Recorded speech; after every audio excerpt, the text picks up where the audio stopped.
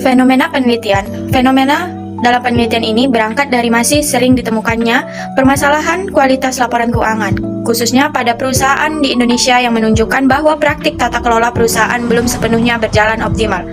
1. Identifikasi fenomena berdasarkan data kuantitatif. Berdasarkan data Otoritas Jasa Keuangan atau OJK tahun 2023, terdapat lebih dari 50 kasus pelanggaran pelaporan keuangan oleh perusahaan publik yang mencakup keterlambatan penyampaian laporan serta ketidaksesuaian informasi keuangan. Selain itu, laporan KPK tahun 2024 mencatat bahwa 44% kasus korupsi di sektor publik berkaitan dengan penyalahgunaan anggaran dan manipulasi laporan keuangan. Masalah penelitian dirumuskan sebagai berikut. 1. Masih ditemukannya pelanggaran keuangan. Belum optimal mekanisme transparansi dan akuntabilitas dalam praktik pelaporan. 3. Belum jelas seberapa besar pengaruh good corporate governance terhadap kualitas laporan keuangan. Nah, resist gap 1, gap teoritis. Secara teori, agensi teori dan signaling teori menyatakan bahwa GCG seharusnya meningkatkan kualitas laporan keuangan. Namun, praktik masih ditemukan manipulasi dan kesalahan pelaporan, sehingga terjadi ketidaksesuaian antara teori dan realitas.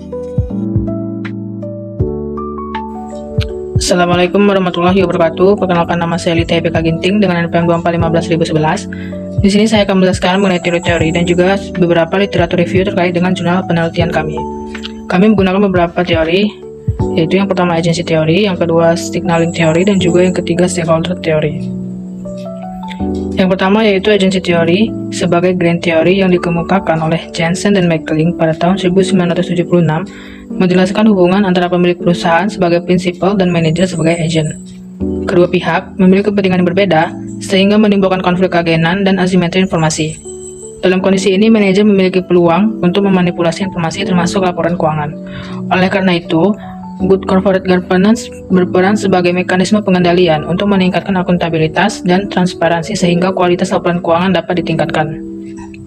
Yang kedua yaitu signaling teori sebagai middle theory yang menjelaskan kenapa manajer melakukan tindakan tersebut. Diperkenalkan oleh Spence pada tahun 1973, menjelaskan bahwa manajemen menyampaikan informasi sebagai sinyal kepada pihak eksternal, khususnya investor. Laporan keuangan yang berkualitas digunakan sebagai sinyal bahwa perusahaan memiliki kinerja yang baik dan dikelola secara profesional. Penerapan good corporate governance memperkuat kredibilitas sinyal tersebut karena mendorong keterbukaan dan keandalan informasi keuangan. Lalu yang ketiga yaitu stakeholder theory yang dikemukakan oleh Freeman pada tahun 1984, menjelaskan bahwa perusahaan tidak hanya bertanggung jawab kepada pemegang saham, tetapi juga kepada seluruh pemangku kepentingan seperti karyawan, kreditor, regulator, dan masyarakat. Nah, perbedaan kepentingan antar stakeholder menuntut adanya mekanisme tata kelola yang adil dan transparan, sehingga penerapan GCG membantu perusahaan menjaga keseimbangan kepentingan tersebut dan meningkatkan kualitas laporan keuangan. Beberapa artikel jurnal yang kami jadikan sebagai literatur review menjelaskan yang pertama, menurut OECD pada tahun 2015, good corporate governance merupakan sistem yang mengatur dan mengendalikan hubungan antara manajemen, pemegang saham, dan pemangku kepentingan lainnya. GCG bertujuan memastikan perusahaan dikelola secara akuntabel, transparan, dan adil. Prinsip utama GCG yang digunakan dalam penelitian ini meliputi akuntabilitas, transparansi, fairness yang diharapkan mampu meningkatkan kualitas laporan keuangan. Yang kedua, kualitas laporan keuangan. Kualitas laporan keuangan menunjukkan sejauh mana laporan keuangan mampu menyajikan informasi yang relevan dan andal. Dekau dan Deserve menyatakan bahwa laporan keuangan yang berkualitas mencerminkan kondisi ekonomi perusahaan yang akurat. Selanjutnya, IASB pada tahun 2018 menegaskan bahwa laporan keuangan yang berkualitas harus relevan, andal, dan dapat dibandingkan dan mudah dipahami. Kualitas laporan keuangan menjadi indikator penting dalam menilai keberhasilan penerapan good corporate governance.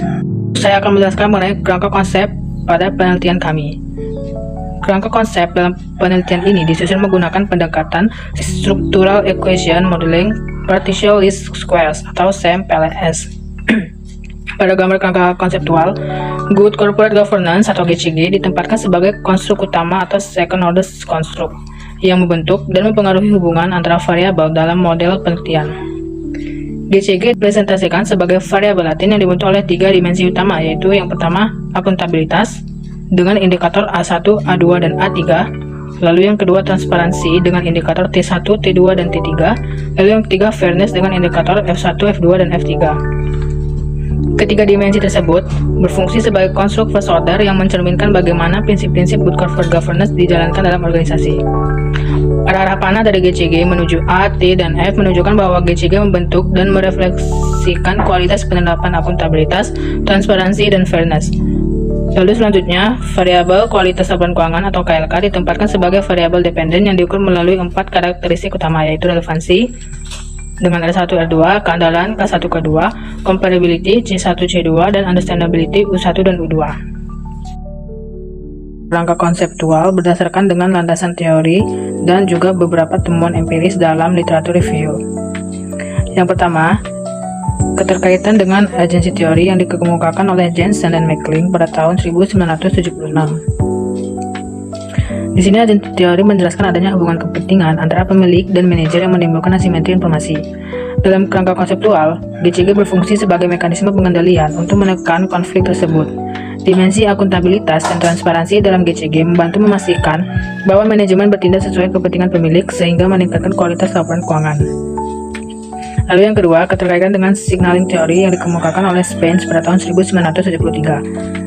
Signaling teori menjelaskan bahwa laporan keuangan digunakan sebagai sinyal kepada pihak eksternal. Hubungan langsung dengan GCG kepada KLK dalam kerangka konseptual menunjukkan bahwa penerapan GCG memperkuat kredibilitas sinyal yang disampaikan melalui laporan keuangan karena laporan disusun secara lebih transparan dan dapat dipercaya. Lalu yang ketiga, keterkaitan dengan stakeholder teori yang dikemukakan oleh Freeman pada tahun 1984. Stakeholder teori menekankan bahwa perusahaan bertanggung jawab kepada berbagai pemangku kepentingan. Dimensi fairness dalam kerangka konseptual mencerminkan upaya perusahaan untuk menyajikan informasi keuangan yang adil dan tidak bias sehingga dapat memenuhi kebutuhan informasi seluruh stakeholder. Yang keempat, keterkaitan dengan konsep kualitas laporan keuangan.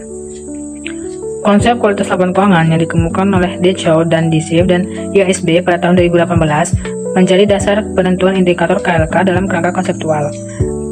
Karakteristik, relevansi, keandalan dapat dibandingkan dan mudah dipahami digunakan untuk mengukur sejauh mana GCG berkontribusi terhadap kualitas pelaporan keuangan. Hipotesis dari hasil jurnal penelitian kami. H1. Akuntabilitas berpengaruh positif terhadap good corporate governance. Statement alasan positif, karena semakin tinggi akuntabilitas, maka semakin jelas pertanggungjawaban manajemen dalam pengambilan keputusan dan pelaporan, sehingga penerapan prinsip good corporate governance menjadi lebih efektif. H2. Transparansi terhadap good corporate governance berpengaruh positif.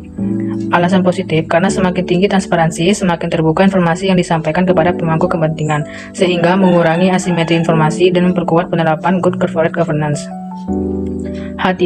Fairness berpengaruh positif terhadap good corporate governance. Statement alasan positif, karena semakin tinggi fairness, maka semakin adil perlakuan perusahaan terhadap seluruh pemangku kepentingan, sehingga prinsip tata kelola perusahaan yang baik dapat dijalankan secara konsisten. H4. Good corporate governance terhadap kualitas laporan keuangan berpengaruh positif. Alasan positif, karena semakin baik penerapan good corporate governance, maka semakin kuat pengawasan dan pengendalian internal perusahaan, sehingga pelaporan keuangan yang dihasilkan menjadi lebih andal, relevan, dan berkualitas. Assalamualaikum warahmatullahi wabarakatuh. Saya Khairun Niswa. Di sini saya akan menjelaskan bagian metode penelitian pada artikel kami. Nah, artikel kami menggunakan metode penelitian pendekatan kuantitatif dengan jenis penelitian deskriptif dan kausal. Pendekatan kuantitatif ini digunakan karena seluruh variabel diukur secara numerik melalui skala Likert. Selanjutnya, sifat deskriptif bertujuan untuk menggambarkan karakteristik responden dan variabel penelitian, serta sifat kausal digunakan untuk menganalisis hubungan sebab akibat antara good corporate governance dan kualitas laporan keuangan. Selanjutnya ada populasi dan sampel. Populasi dalam penelitian ini yaitu individu yang memiliki pemahaman atau keterlibatan dalam penerapan good corporate governance dan proses pelaporan keuangan. Serta sampel penelitian terdiri dari 90 responden yang memenuhi kriteria dan mengisi kuesioner secara lengkap, sehingga layak digunakan dalam analisis data. Selanjutnya ada teknik pengambilan sampel. Teknik pengambilan sampel yang kami gunakan yaitu non-probability sampling dengan metode purposive sampling, yaitu pemilihan responden berdasarkan kriteria tertentu. Nah, kriterianya ini yaitu Pertama, memahami atau terlibat dalam penerapan good corporate governance. Yang kedua, memahami proses penyusunan atau penilaian laporan keuangan. Serta yang ketiga yaitu bersedia mengisi kuesioner secara lengkap. Nah, untuk teknik pengumpulan datanya, kami menggunakan data primer yang diperoleh melalui penyebaran kuesioner secara daring menggunakan Google Form. Pengukuran variabel digunakan menggunakan skala Likert 1-5 dari sangat tidak setuju hingga sangat setuju. Kemudian ada teknik analisis data.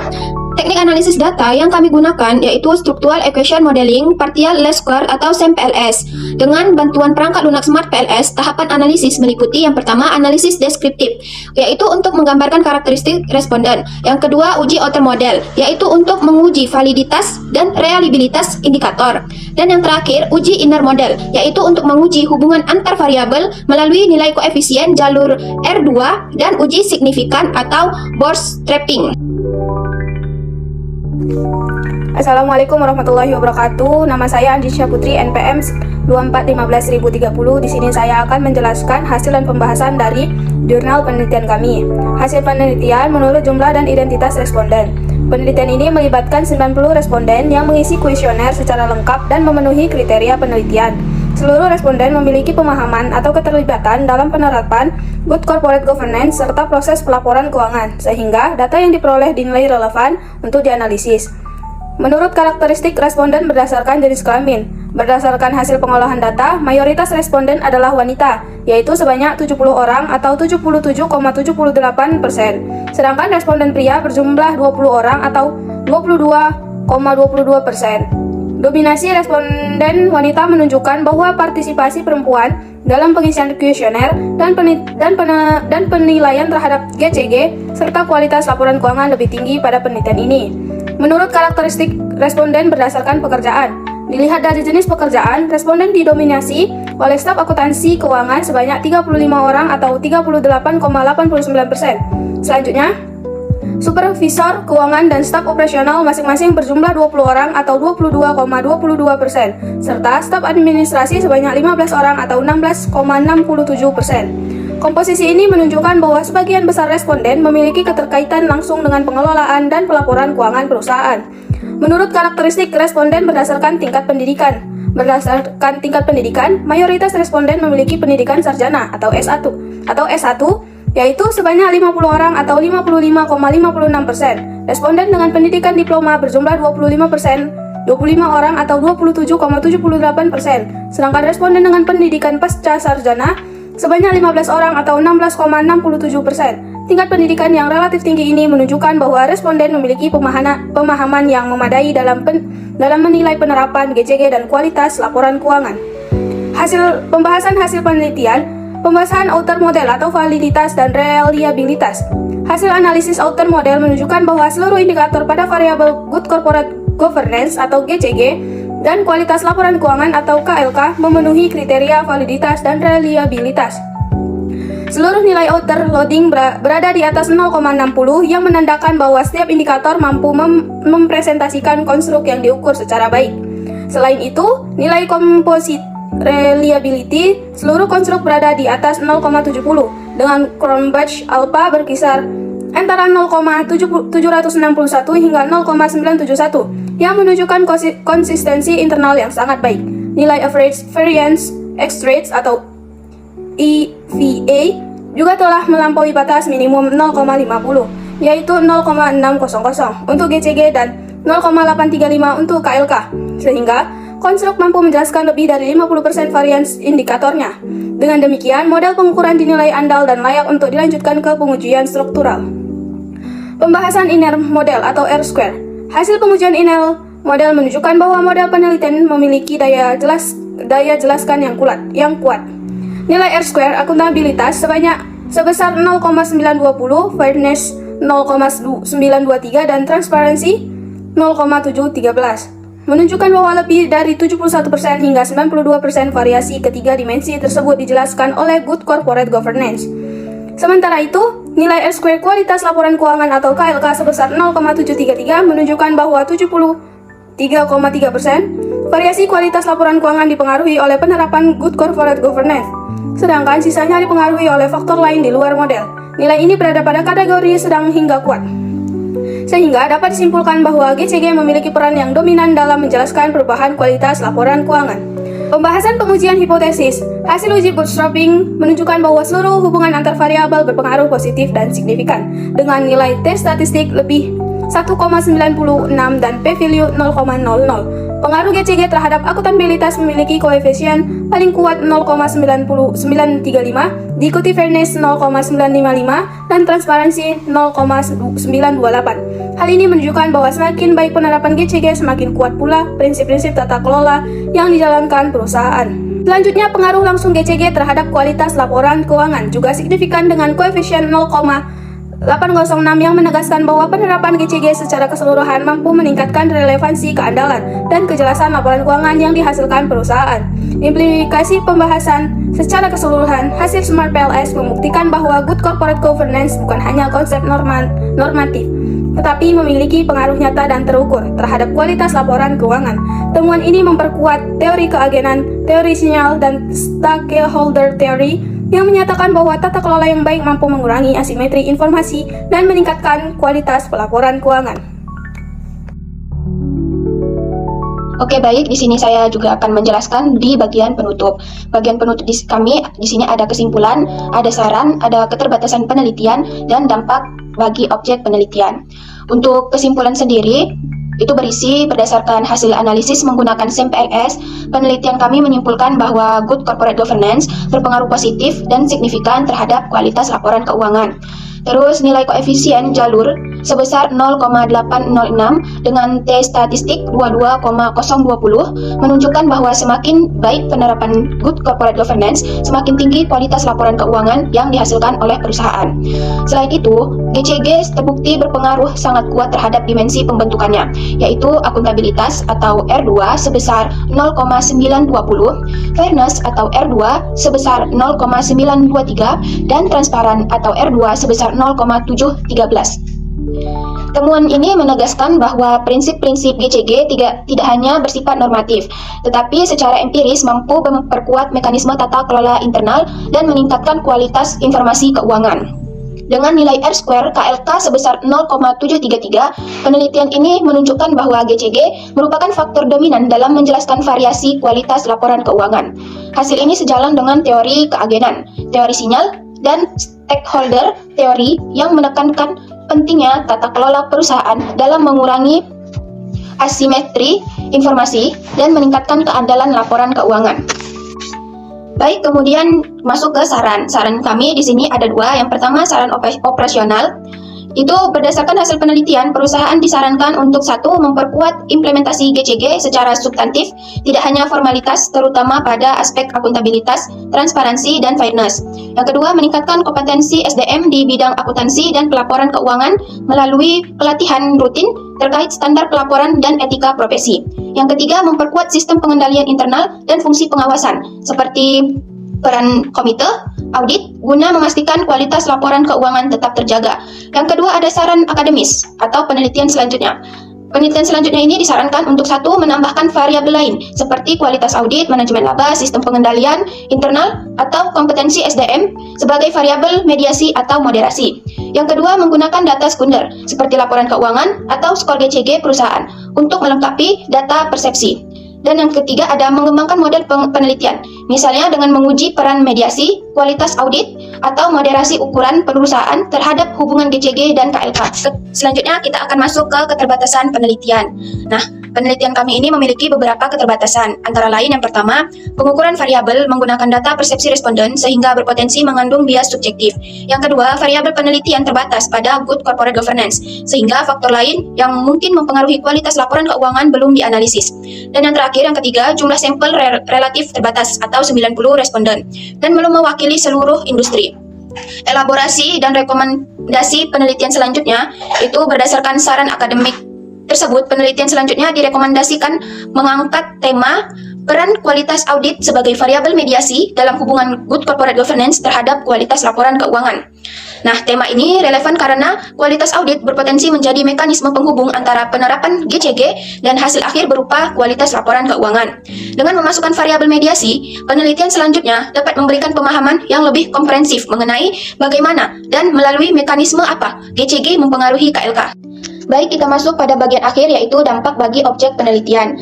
Bagi perusahaan, hasil penelitian ini memberikan dasar empiris bahwa penerapan GCG yang konsisten dan berkualitas harus memenuhi 3 karakteristik. Yang pertama yaitu meningkatkan kredibilitas laporan keuangan. Yang kedua, memperkuat kepercayaan investor dan stakeholder.